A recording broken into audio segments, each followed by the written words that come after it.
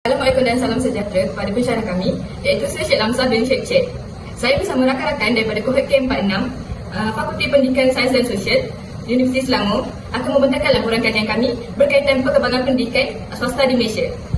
Kami telah memilih Victoria Institution sebagai pilihan sekolah bagi laporan kajian kami. Ahli kumpulan kami terdiri daripada 5 orang. Terlebih dahulu saya akan memperkenalkan diri saya sendiri, iaitu saya Nurin Akilah binti Azli, nombor matrik 424-200-2001. Rakan saya Tuan Nurisa Iliana binti Tuan Azros, nombor matrik 424-2000-971. Khairunisa Amira Quratul binti Husred, nombor matrik 424-2000-2231. Nabilatul Izzati binti Muhammad Nasir 424-200-2561. Dan akhir sekali Nur Jazwa Aina binti Jazmi 424-200-1501. Slide seterusnya berkaitan latar belakang penubuhan Victoria Institution. Latar belakang penubuhan Victoria Institution ialah sekolah ini terletak di nombor 71 Jalan Hang Tuah. Nama bagi jalan telah diubah yang dahulunya dipanggil Jalan Shaw. Sekolah ini juga tersohor dengan pasukan kadet yang ditubuhkan pada tahun 1901 oleh guru besar yang pertama, iaitu Encik Ben Eric Shaw. Seterusnya, pasukan pencarangan juga ditubuhkan, iaitu Pipe dan Bugle Band yang bergabung sebagai pasukan kadet. Victoria Institution merupakan johan pertandingan pencarangan sekolah-sekolah di dunia. Walaupun Victoria Institution merupakan salah satu sekolah yang terkenal di Kuala Lumpur, namun tidak ramai individu yang mengetahui bahawa Victoria Institution menjadi tempat bagi majlis penyerahan rasmi tentera Jepun kepada pihak British pada tahun 1945. Terdapat satu fakta yang menarik yang terdapat di Victoria Institution, iaitu sekolah ini telah menubuhkan persatuan alumni Victoria, iaitu Victoria Institution All Boys Association (VIOBA) pada tahun 1922 sehingga kini. Untuk pengetahuan anda semua, sekolah ini antara sekolah perdana untuk lelaki dan tingkatan 6 bagi pelajar perempuan sahaja. Sekolah ini merupakan sekolah tertua di Kuala Lumpur. Victoria Institution mempunyai matlamat dan aspirasi tersendiri. Victoria Institution mempunyai matlamat yang besar, iaitu berhasrat untuk menjadi sekolah yang cemerlang, gemilang dan terbilang bagi membentuk pelajar berketerampilan dan holistik melalui usaha kerja berpasukan antara guru dan pelajar selaras dengan falsafah pendidikan kebangsaan.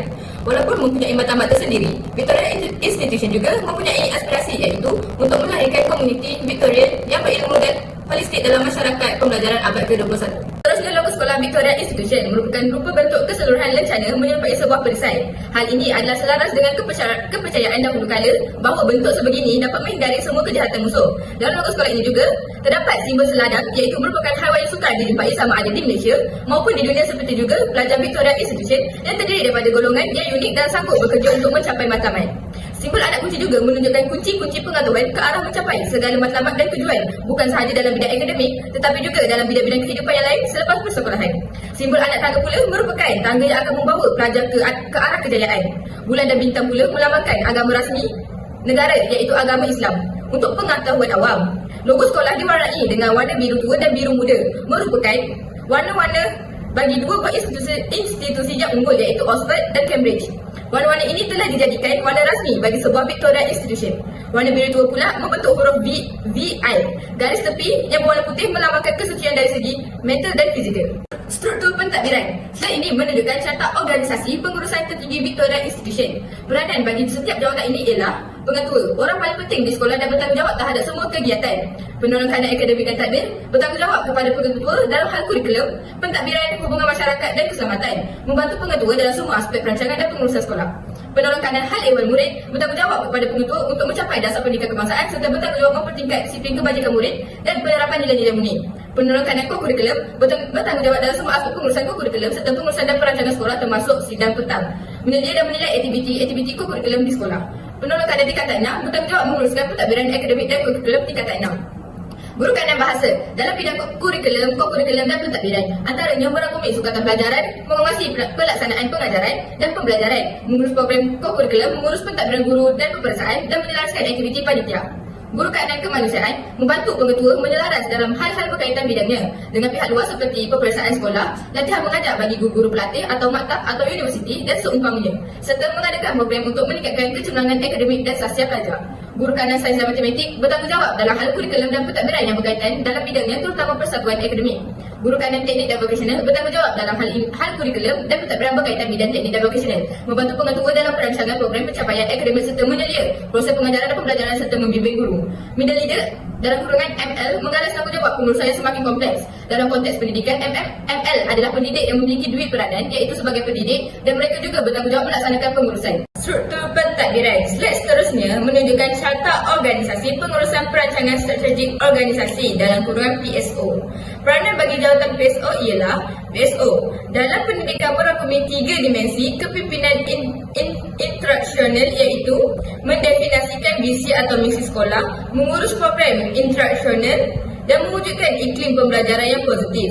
Proses perancangan strategik meliputi analisis situasi semasa, penetapan misi dan visi, analisis SWOT, penetapan matlamat strategik dan pembangunan pelan taktikal dan operasi. Fasiliti yang disediakan di Victoria Institution ialah: pertama, Biobar Clubhouse ialah persatuan alumni Victoria Institution. Kedua, School Field. Ketiga, Synthetic Track yang tahan lebih baik dalam keadaan basah. Ia merupakan permukaan yang sesuai dengan semua cuaca. Keempat, hostel. Kelima, surau. Keenam, Scott Den, salah satu komponen terpenting dalam program pengakap. Ia adalah tempat di mana pengakap berkumpul bersama untuk sebarang jenis mesyuarat. Ketujuh, Living Skill Workshop. 8, Store Facility for Examination Paper. 9, Swimming Pool. 10, Bookstore and Teacher Lounge, bilik di mana guru dan kaki tangan sekolah lain boleh berehat. 11, Kantin. 12, Toilet. 13, Science Garden. 14, Co-op. 15, Lecture Hall and Classroom, bilik besar digunakan untuk pengajaran. 16, Wakaf. 17, Quadrangle, kawasan dataran terbuka dengan bangunan di sekelilingnya. 18, Basketball Court. Dan akhir sekali, New Hostel Building, menyediakan tempat tinggal kepada para pelajar yang tinggal jauh dari sekolah dan memerlukan tempat tinggal semasa pengajian mereka. Program pengajian atau kurikulum di tingkatan 1 hingga 3. Slide ini mengenai program-program pengajian dari tingkatan 1 hingga tingkatan 3 yang terdapat di Sekolah Victoria Institution Kuala Lumpur. Bagi program pengajian atau kurikulum di tingkatan 1 hingga tingkatan 3 telah dibagi kepada 2. Sistem pembelajaran iaitu 2 language program DLP dan kurikulum standard sekolah menengah KSSM. Bagi keseluruhan tingkatan 1 hingga tingkatan 3 ini terdapat 7 jenis kelas, 5 daripadanya DLP dan manakala lagi 2 pula KSSM. Bagi kelas yang menggunakan sistem DLP ialah kelas ungu, indigo, biru, hijau dan merah. Manakala kelas yang menggunakan KSSM ialah kelas jingga dan kuning. Bagi kelas ungu, indigo, hijau, biru dan merah, mereka mengambil mata pelajaran wajib iaitu reka bentuk dan teknologi, pendidikan individual, geografi serta pendidikan jasmani dan pendidikan kesihatan. Manakala bagi kelas jingga dan kuning pula mereka mengambil mata pelajaran wajib iaitu asas sains komputer, pendidikan muzik, geografi serta pendidikan jasmani dan pendidikan kesihatan.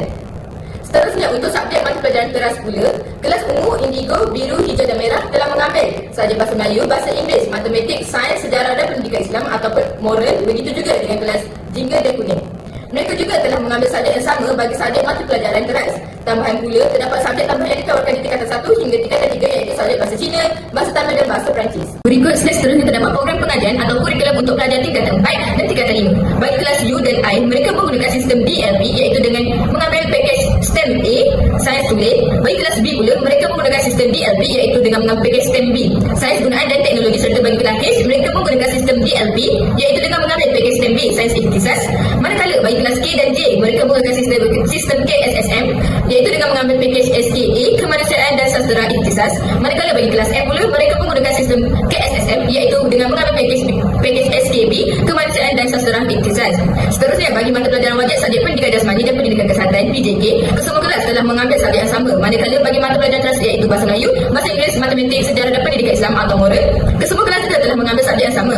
Akhir sekali, bagi mata pelajaran elektif, kelas yang menggunakan sistem DLP seperti kelas U, I, B dan H, mereka mengambil subjek fizik, kimia dan matematik tambahan.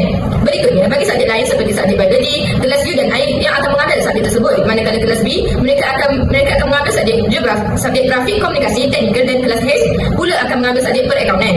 Kemudian, bagi kelas yang menggunakan sistem KSSM, sains KSSM seperti kelas K, mereka juga akan mengambil subjek geografi, pendidikan individual dan sains komputer. Manakala kelas J, mereka akan mengambil subjek perakaunan dan sains juga sebagai mata pelajaran elektif. Dan bagi kelas M pula, mereka akan mengambil subjek pendidikan individual dan perniagaan.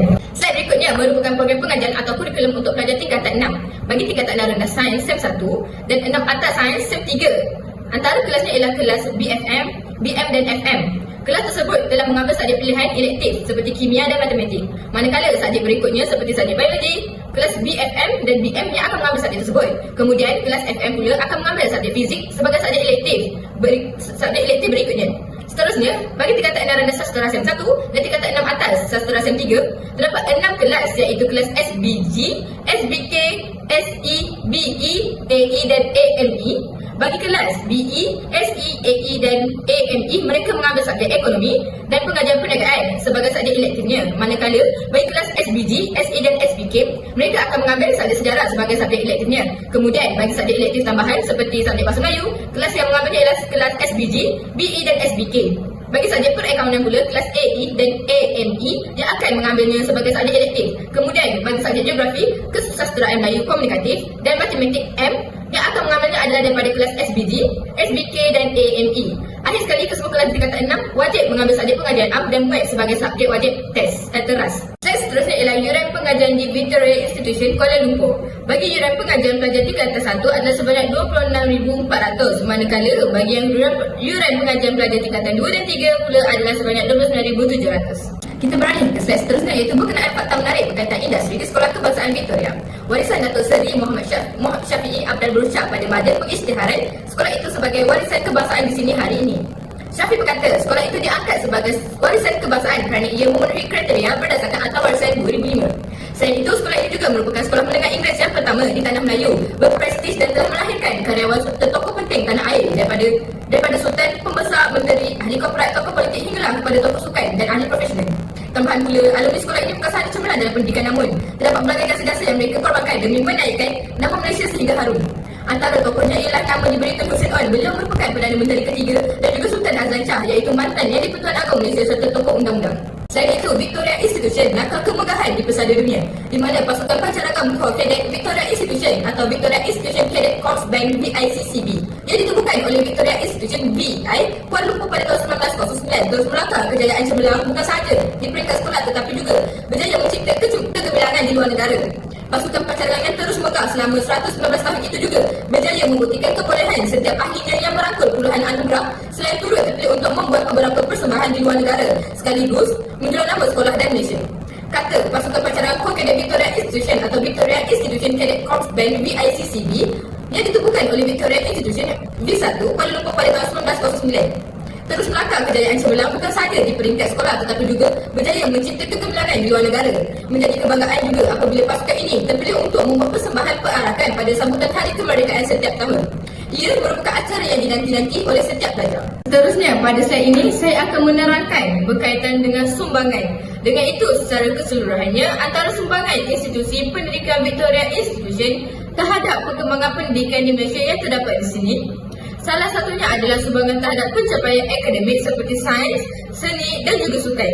Ini dapat dilihat melalui kecemerlangan akademik iaitu Victoria Institution mempunyai tradisi panjang kecemerlangan akademik terutama dalam bidang sains dan seni.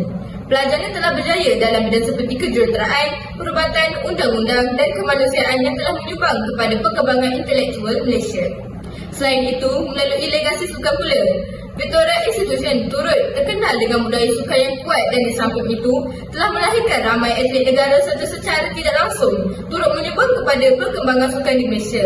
Tidak lupa juga, ia juga telah menjulang nama dalam pertandingan sukan kebangsaan contohnya seperti sukan rugby, kriket, bola sepak dan olahraga. Selanjutnya, antara sumbangan seterusnya adalah Victoria Institution telah melahirkan ramai tokoh-tokoh terkemuka pada suatu ketika dahulu seperti Tun Hussein On serta Sultan Azlan Shah, iaitu antara tokoh-tokoh yang telah menyumbang pada sistem pendidikan di Malaysia. Sebagai contoh, sumbangan mereka melalui sistem politik, ekonomi dan pembangunan sosial di Malaysia. Sehubungan dengan itu, ia juga bertujuan bagi membina asas yang kukuh kemajuan negara, bukan sahaja kemajuan politik sahaja, malahan sektor-sektor utama yang lain juga turut diberikan perhatian.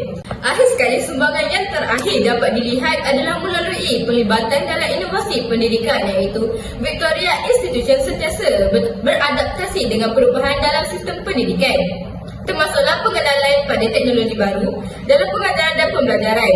Sehubungan dengan itu, melalui sumbangan-sumbangan ini, Victoria Institution bukan sahaja membantu dalam perkembangan individu pelajar, namun turut menyumbang kepada pendidikan dan pembangunan secara keseluruhan negara sejak penubuhannya pada 1893. Oleh itu, secara kesimpulannya, apa yang dapat saya ringkaskan berdasarkan topik ini adalah Victoria Institution ini memainkan peranan penting dalam pembangunan pendidikan Malaysia melalui penyediaan pendidikan yang berkualiti, kemudahan moden serta program kurikulum yang komprehensif.